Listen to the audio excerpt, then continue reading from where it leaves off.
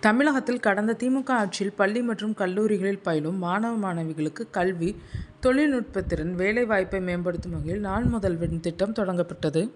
மேலும் தொழில் வழிகாட்டுதல், இலவச திறன் மேம்பாட்டு பயிற்சிகள், போட்டித் தேர்வு பயிற்சிகள், வேலைவாய்ப்பு முகாம்கள் ஆகியவை இந்த திட்டத்தின் கீழ் வழங்கப்பட்டு வருகின்றனர். இந்த திட்டத்தின் கீழ் ஏராளமான மாணவர்கள் பயிற்சிகள் பெற்று முன்னேறியுள்ளனர்.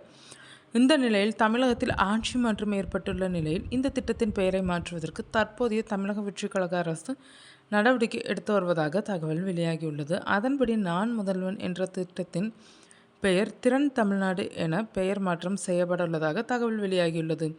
தற்போது நான் முதல்வன் திட்டம் தொடர்பாக பதிவு செய்யப்பட்ட பழைய பதிவுகள் மற்றும் வீடியோக்கள் அனைத்தும் நீக்கம் செய்யப்பட்டுள்ளன. கடந்த மே 15ஆம் தேதியிலிருந்து பதிவிடப்பட்ட பதிவுகள் மட்டுமே இருப்பதாக தெரிவிக்கப்பட்டுள்ளது. கடந்த 2022ஆம் ஆண்டு அப்போதைய முதல்வர் மு.க. ஸ்டாலினால் நான் முதல்வன் திட்டம் தொடங்கப்பட்டது குறிப்பிடத்தக்கது.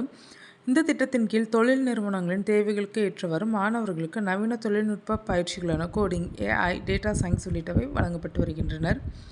மேலும் UPSC, TNPSC உள்ளிட்ட போட்டித் தேர்வுகளுக்கும் இலவச பயிற்சி மற்றும் பொருளாதாரத்தில் பின்தங்கிய மாணவர்களுக்கு ஊக்கத்தொகையும் வழங்கப்பட்டு வருகிறது. இது மட்டுமின்றி தமிழகத்தில் முன்னணி நிறுவனங்களுடன் இணைந்து மாணவ மாணவிகளுக்கு இன்டர்ன்ஷிப் மற்றும் வேலைவாய்ப்புகள் ஏற்படுத்தி தரப்படுகிறது. அத்துடன் பள்ளி மாணவர்களுக்கு அவர்களின் திறமைக்கு ஏற்றவாறு சிறந்த எதிர்கால படிப்புகளை தேர்ந்தெடுக்கவும் வழிகாட்டப்பட்டு வருகிறது.